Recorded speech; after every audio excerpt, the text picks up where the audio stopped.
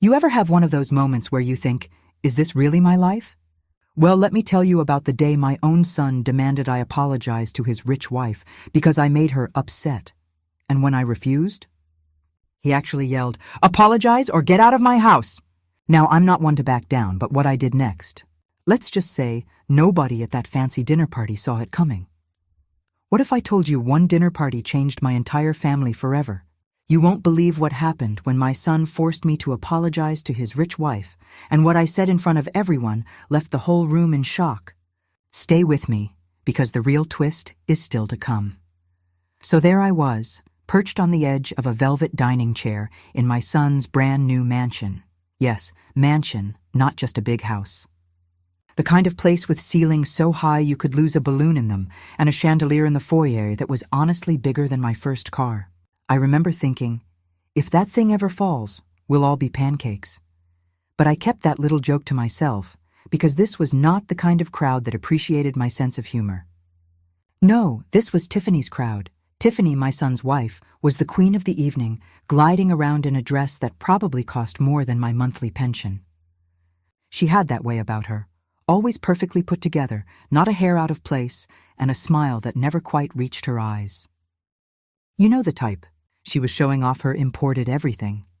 Imported cheese, imported wine, imported olive oil, and I wouldn't have been surprised if she'd told us the air was imported from the French Alps.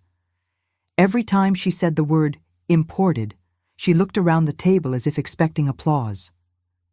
I just kept nodding and smiling, trying to keep my face neutral. But inside I was rolling my eyes so hard I was afraid they'd get stuck. The table was set like something out of a magazine. Crystal glasses, gold-rimmed plates, and napkins folded into little swans. I felt like I needed a manual just to figure out which fork to use. The other guests, mostly Tiffany's friends and a few of my son's business associates, were all dressed to the nines and talking about things I could barely keep up with. Stock portfolios, private schools, and their latest trips to Europe. I tried to chime in here and there, but I felt like a fish out of water. I missed the days when a family dinner meant meatloaf and mashed potatoes, not foie gras and truffle oil. Tiffany made a big show of telling everyone how grateful she was to have me there. "It's just so wonderful to have family join us in our home," she said, her voice dripping with sweetness. "But you know when someone's being polite just for the sake of appearances?" That was Tiffany. She smiled with her mouth, but her eyes were scanning the room, making sure everything was perfect, making sure I was behaving myself. I could almost hear her thinking, "Don't embarrass me in front of my friends." I tried to keep my head down and just enjoy the meal, but then came the wine. Tiffany stood up, holding a bottle with a label I couldn't pronounce, and announced, "This is a very special vintage, imported from a small vineyard in France. Only the best for our guests." She poured a little into everyone's glass, making sure to mention the year and the region and how exclusive it was. I took a sip and, honestly, it tasted fine, but I've never been much of a wine snob. Give me a glass of something cold after a long day, and I'm happy.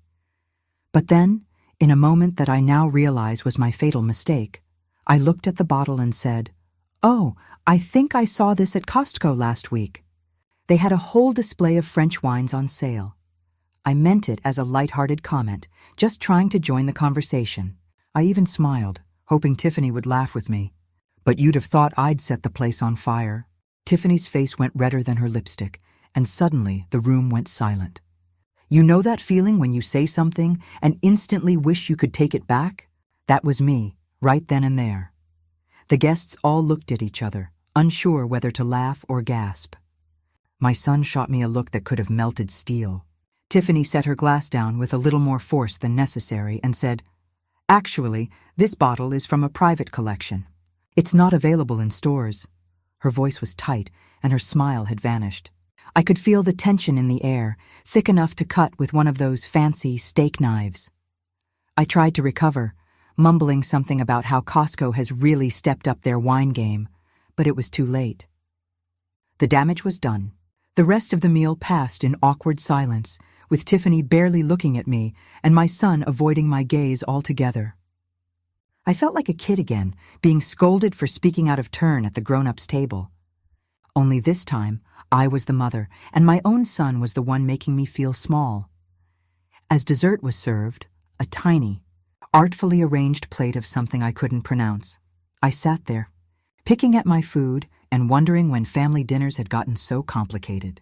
I missed the days when we could laugh and joke and nobody cared where the wine came from, as long as there was enough to go around. Now it seemed like everything was about appearances, about impressing people who didn't really matter. Ever been in a room so quiet you can hear your own heartbeat? That was me, sitting in my son's mansion, surrounded by strangers, wishing I could just go home and put my feet up. I never thought I'd feel like an outsider in my own family, but that night I realized things had changed, and not for the better. After dinner, while the rest of the guests lingered over their tiny desserts and even tinier cups of espresso, my son caught my eye from across the room. He gave me that look, half pleading, half stern, that I hadn't seen since he was a teenager trying to get out of trouble. I knew something was coming, but I didn't expect it to hit quite so hard. He motioned for me to follow him, and we slipped away from the crowd, down a hallway lined with family photos that felt more like a museum exhibit than a home. I could hear the faint hum of conversation behind us, but in that moment, it felt like we were the only two people in the world. He stopped in front of a closed door, his office. I guessed, judging by the heavy wood and the polished brass handle. He opened it and gestured for me to step inside. The room was immaculate, not a paper out of place, with shelves full of books that looked like they'd never been opened. I sat down in one of the stiff leather chairs, and he closed the door behind us, shutting out the laughter and clinking glasses from the party.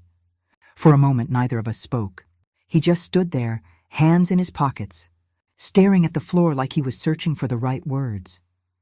Finally, he looked up, and I saw something in his eyes that made my heart ache, a mix of frustration, embarrassment, and something else I couldn't quite name. "Mom," he said, his voice low, "you need to apologize to Tiffany."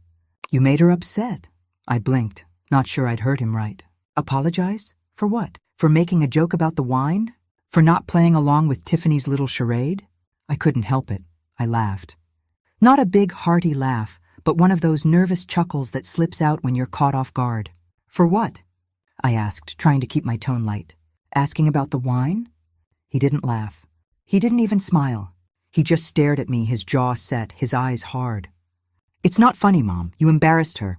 "You embarrassed me. This was important to her, and you ruined it." His words stung more than I cared to admit. I wanted to tell him that I hadn't meant any harm, that I was just trying to be part of the conversation, but I could see that he'd already made up his mind. He was standing there, not as my little boy, but as a man who'd decided that his wife's feelings mattered more than his mother's intentions. "Apologize or get out of my house." The words hung in the air, heavy and final. For a moment, I couldn't breathe. I looked at him, really looked at him, and saw the boy I'd raised, the boy who used to run to me when he scraped his knee, the boy who used to beg for one more bedtime story. And now here he was, standing tall and cold, drawing a line in the sand. When did our kids start thinking they could talk to us like this? Did I miss a memo somewhere along the way? Was there a meeting where we all agreed that parents were supposed to tiptoe around their grown children's feelings, afraid of being cast out if we made a wrong move? I felt a wave of fear wash over me. The old, familiar fear of losing him, of being pushed out of his life. It's a fear every mother knows, even if we don't talk about it. The fear that one day our children will decide they don't need us anymore, that we're more trouble than we're worth. I thought about all the years I'd spent raising him, all the sacrifices I'd made, all the love I'd poured into him. Was it really possible that one awkward comment could erase all of that? But then, just as quickly, another feeling rose up inside me, something stronger, fiercer. I remembered who I was. I remembered the values I'd tried to teach him: honesty, kindness, respect. I remembered the nights I'd stayed up late, worrying about how to make ends meet, how to give him the best life I could. I remembered the pride I'd felt watching him grow into the man he was today. And I realized that I hadn't raised him to treat his mother like this. I hadn't raised him to put appearances above family, to value someone's feelings over the truth. I took a deep breath and looked him in the eye. "All right," I said, my voice steady. "I'll apologize, but I'm going to do it my way." He seemed relieved, but I could tell he didn't quite trust me. Maybe he thought I'd make things worse, or maybe he just wanted the whole thing to be over. Either way, I stood up, smoothed my dress, and walked out of the office with my head held high. As I made my way back to the dining room, I could feel the eyes of the guests on me, their curiosity barely concealed. I wondered what they'd think if they knew what was really going on behind the scenes. If they knew that beneath all the glitter and glamour, this family was just as messy and complicated as any other. I wondered if Tiffany was waiting for me, rehearsing her own version of events, ready to play the victim in front of her friends. But I wasn't afraid anymore. I'd spent too many years worrying about what other people thought, too many years biting my tongue to keep the peace. Not tonight. Tonight, I was going to stand up for myself, for my son, for the family I'd worked so hard to build. And if that meant making a scene, so be it. Sometimes, you have to shake things up to remind people what really matters. As I reached the doorway, I paused for a moment, gathering my courage. I could hear Tiffany's laughter, brittle and forced, floating above the chatter. I smiled to myself, knowing that whatever happened next, I was ready. I was going to apologize, yes, but on my own terms. And I had a feeling that this was one dinner party nobody would ever forget. I walked back into the dining room, my heart pounding so loudly I was sure everyone could hear it. The room was still buzzing with the low hum of conversation, but as soon as I stepped through the doorway, it was as if someone had pressed the mute button. Every head turned in my direction, forks paused mid-air, and even the clinking of glasses seemed to stop. Tiffany was sitting at the far end of the table, dabbing her eyes with a napkin in a way that would have made any soap opera star proud. She looked up at me, her face a perfect picture of wounded dignity, and for a split second, I almost felt sorry for her. Almost. I took a deep breath, straightened my shoulders, and walked the length of the table, feeling every pair of eyes following me. I could see my son out of the corner of my eye, his jaw clenched, his hands gripping the edge of the table.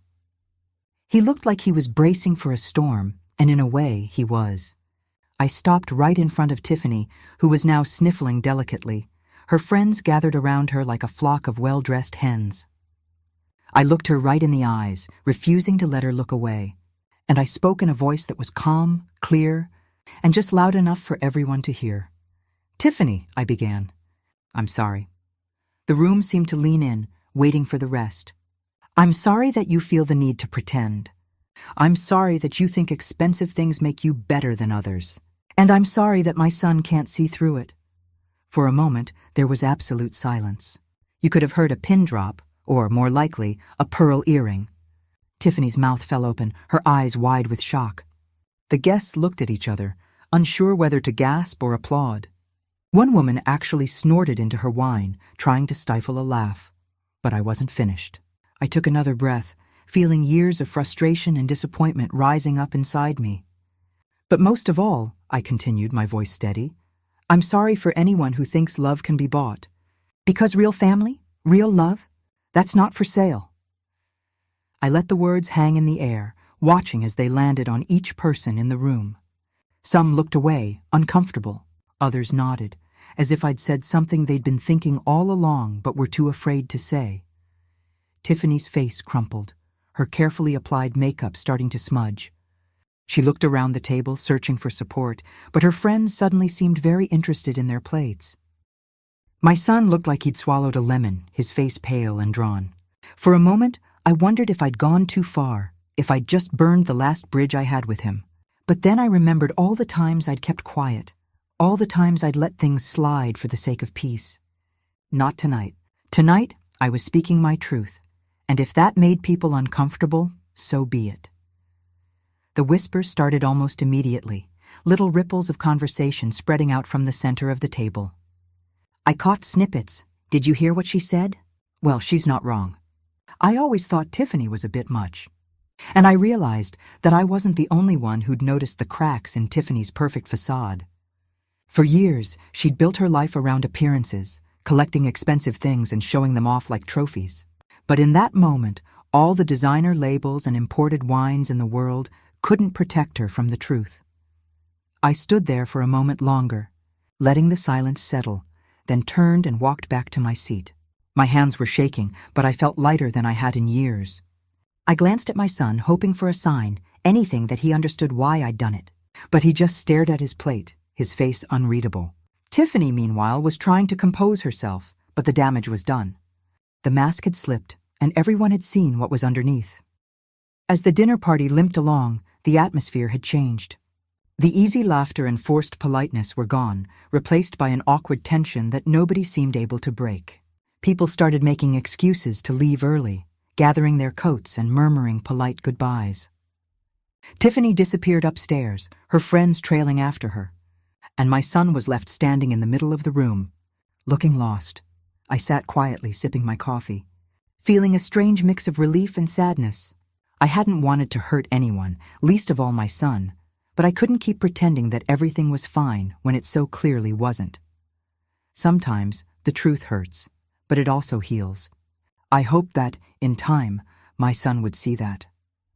As the last guest left and the house finally grew quiet, my son walked over to me. He didn't say anything at first, just stood there, hands in his pockets, staring at the floor. Finally, he looked up, his eyes filled with something I hadn't seen in a long time: vulnerability. "Mom," he said quietly, I don't know what to say." I reached out and took his hand, giving it a gentle squeeze. "You don't have to say anything," I told him. "Just remember, real love isn't about things. It's about truth and forgiveness and family." He nodded, and for the first time that night, I saw a glimmer of understanding in his eyes. Maybe things wouldn't be perfect, but at least we were finally being honest, with each other and with ourselves. And that, I realized, was worth more than all the imported wine in the world. The next morning, I woke up with a heaviness in my chest, the kind that comes after a storm. I lay in bed for a while, staring at the ceiling, replaying every moment from the night before. The words I'd spoken, the looks on their faces, the way the room had gone so still you could almost hear the truth settling in. I wondered if I'd done the right thing, if I'd gone too far, or if maybe, just maybe, I'd finally said what needed to be said. I made myself a cup of coffee and sat by the window, watching the sun rise over the quiet street, the world outside so peaceful compared to the chaos swirling in my mind. It didn't take long for the phone to start ringing. First, it was my sister, who'd heard about the incident from a friend of a friend who'd been at the party. "You did what?" she asked, half shocked, half proud. I told her the whole story, and by the end, she was laughing so hard she nearly dropped the phone.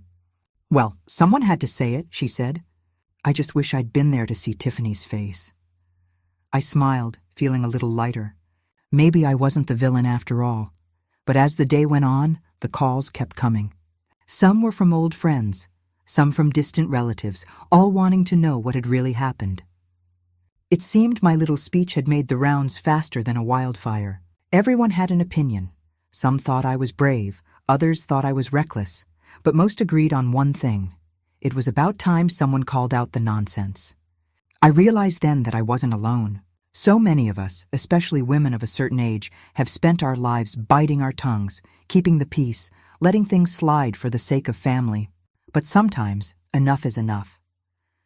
By mid-afternoon, I was starting to feel almost normal again, until my phone rang one more time. This time it was my son. His voice was shaky, softer than I'd heard in years. "Mom," he said, "can we talk?" I could hear the weight in his words, the regret, the confusion. I told him to come over, and within the hour, he was standing in my kitchen, looking like a little boy who'd lost his way. He sat down at the table, his hands fidgeting with the edge of his sleeve. For a long moment, neither of us spoke. Finally, he looked up, his eyes red-rimmed and tired. "I'm so sorry, Mom," he said, his voice barely above a whisper. "I should never have treated you that way. I don't know what got into me. I wanted everything to be perfect, you know? I wanted Tiffany to be happy, and I thought if I just went along with it, everything would work out." He shook his head, a bitter smile on his lips. "Turns out, I was wrong." I reached across the table and took his hand, giving it a gentle squeeze. "Son," I said, "I love you. But don't ever let anyone make you forget where you came from. All this—" I gestured around my modest kitchen, the chipped mugs, the faded curtains, the smell of fresh coffee. "This is real. This is what matters. Not the labels, not the price tags, not the show. Family is about love, not things. He nodded, tears slipping down his cheeks. I know, Mom, I got caught up in it all. Tiffany, she always wanted more. More things, more attention, more everything. I thought if I could give her that, she'd be happy. But it was never enough. He looked at me, his eyes searching mine. How do I fix this? I sighed, feeling the years of wisdom settle on my shoulders. You start by being honest, with yourself, with her, with everyone. You stop pretending, and you remember who you are. And you remember that you're enough, just as you are. You don't need to prove anything to anyone. As we sat there, the truth started to unravel. It turned out, Tiffany's luxury lifestyle was all smoke and mirrors. The imported wine she'd bragged about? Costco, just like I'd joked. The designer bag she'd flaunted at every gathering? A knockoff bought online for a fraction of the price. Even the stories she'd told about her glamorous upbringing were more fiction than fact. One by one, the little lies came to light, and with them, the illusion she'd worked so hard to create began to crumble. My son told me how embarrassed he felt. How he'd ignored the warning signs because he wanted so badly to believe in the dream she'd sold him. I listened, my heart aching for him, but also feeling a strange sense of relief. Maybe now he could finally see the truth. Not just about Tiffany, but about himself, about what really mattered. In the days that followed, things changed. Tiffany's friends stopped calling, the invitations to fancy parties dried up, and the house that had once seemed so full of life now felt empty and cold. My son spent more time with me, coming over for dinner, helping around the house, just being present. We talked, really talked, for the first time in years. It wasn't always easy, there were tears and apologies and moments of awkward silence, but it was real. And that, I realized, was all I'd ever wanted. Ladies, sometimes standing up for yourself means standing alone. It means risking the anger, the judgment, the loneliness that comes with speaking your truth. But trust me, it's worth it. Because when the dust settles, when the masks come off, and the truth is all that's left, you'll know you did the right thing. And if you ever find yourself in a room full of fakes, remember, you're the real deal. You're the one with the courage to be honest, to love fiercely, and to never, ever forget where you came from. If you enjoyed this story, hit that subscribe button. Let's stick together, share our stories, and remind the world you can't put a price tag on self-respect. Have you ever had to stand up for yourself in a tough situation? Tell me in the comments. I'd love to hear your story.